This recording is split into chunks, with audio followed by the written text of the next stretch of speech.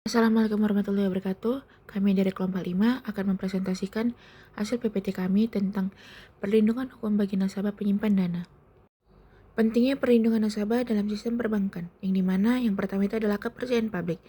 Perlindungan nasabah merupakan fondasi utama dalam membangun dan mempertahankan kepercayaan masyarakat terhadap sistem perbankan nasional. Lalu yang kedua itu adalah stabilitas sistem, yang dimana sistem perlindungan yang kuat mencegah terjadinya bank run dan menjaga stabilitas sistem keuangan secara keseluruhan. Landasan hukum perlindungan nasabah penyimpan dana. Yang pertama itu ada Undang-Undang Nomor 10 Tahun 1998, yaitu Undang-Undang Perbankan yang mengatur prinsip dasar perlindungan nasabah dan rahasia bank. Lalu yang kedua ada Undang-Undang Nomor 24 Tahun 2004, di mana pembentukan lembaga penjamin simpanan atau LPS sebagai safety net sistem perbankan. Lalu yang ketiga ada Undang-Undang Nomor 21 Tahun 2011, yaitu pendirian Otoritas Jasa Keuangan OJK untuk pengawasan dan perlindungan konsumen. Lalu yang keempat ada peraturan pelaksanaan POJK, PBI, dan peraturan teknis lainnya yang mendukung implementasi perlindungan nasabah. Konsep perlindungan langsung, definisi dan ruang lingkup.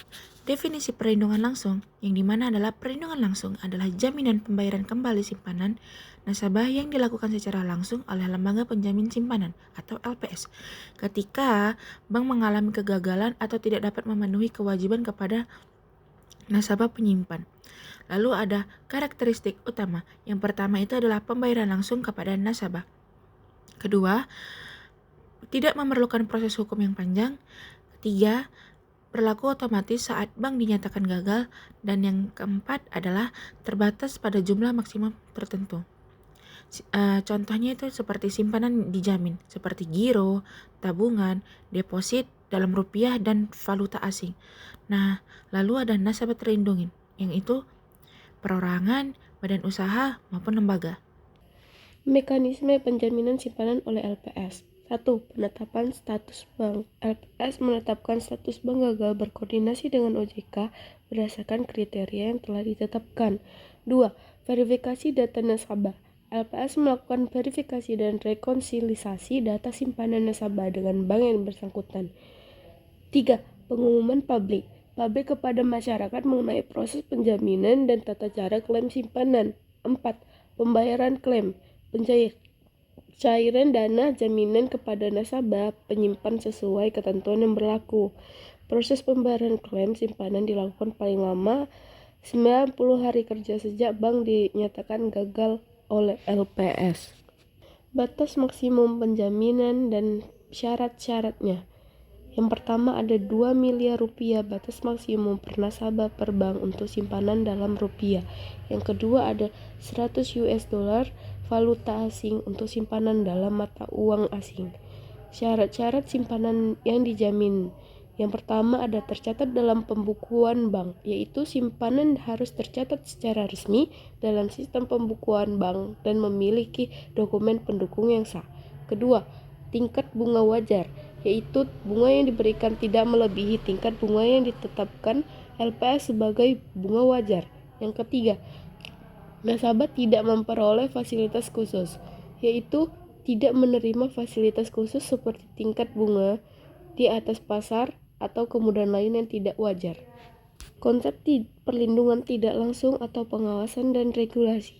Pengertian perlindungan tidak langsung yaitu adalah sistem perlindungan melalui pengawasan, regulasi, dan pembinaan yang bertujuan mencegah terjadinya masalah pada bank sehingga kepentingan nasabah tetap terjaga. Adapun regulasi prudensialnya itu adalah penetapan aturan kehati-hatian bank dalam menjalankan usaha. Edukasi nasabah yaitu program literasi keuangan untuk meningkatkan pemahaman masyarakat. Adapun pengawasan berkelanjutan yaitu monitoring dan evaluasi kinerja bank secara berkala.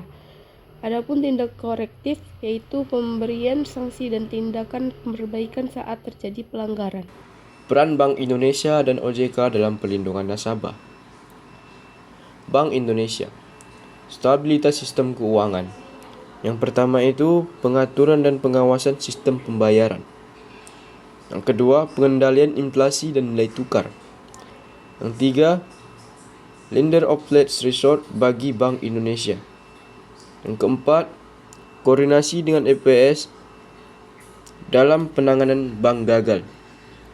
Kemudian ada OJK dan Otoritas Jasa Keuangan. Pengawasan dan perlindungan konsumen. Yang pertama itu pengawasan kehati-hatian bank.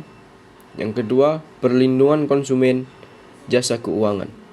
Yang ketiga, penyelesaian sengketa alternatif. Keempat, edukasi dan literasi keuangan masyarakat. Koordinasi yang efektif antara Bank Indonesia, OJK, dan LPS merupakan kunci utama dalam menciptakan sistem perlindungan nasabah yang komprehensif dan handal. Kemudian ada kasus nyata penerapan perlindungan dana nasabah. Studi kasus penutupan bank oleh LPS. Seperti contoh yang pertama, ada Bank Sejahtera di tahun 2014. LPS mencabut izin usaha dan membayar klaim 12.847 nasabah senilai Rp 156 miliar. Kemudian kasus kedua ada Bank Mutiara di tahun 2012. Proses breakdown bank dengan penyelamatan simpanan nasabah mencapai Rp 18 triliun. Kasus yang ketiga ada Bank IFI di tahun 2007. Pembayaran simpanan dijamin kepada 15.000 nasabah dengan total Rp 950 miliar. Pembelajaran dari kasus tersebut, sistem penjaminan LPS terbukti efektif melindungi nasabah kecil. Koordinasi antar otoritas sangat penting dalam penanganan bank bermasalah. Kemudian, edukasi nasabah tentang batas penjaminan perlu terus ditingkatkan. Kesimpulan dan rekomendasi peningkatan perlindungan nasabah. Ada perlindungan langsung dan perlindungan tidak langsung. Perlindungan langsung, LPS memberikan jaminan pembayaran simpanan hingga 12 miliar rupiah per nasabah per bank. Dan perlindungan tidak langsung, BI dan OJK melakukan pengawasan preventif untuk mencegah kegagalan bank. Kemudian rekomendasi peningkatan. Yang pertama, peningkatan literasi. Intensifikasi program edukasi tentang hak dan kewajiban nasabah. Yang kedua, ada digitalisasi layanan. Pengembangan platform digital untuk kemudahan akses informasi dan pengaduan.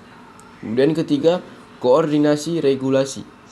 Penguatan sinergi antar otoritas dalam penyempurnaan regulasi.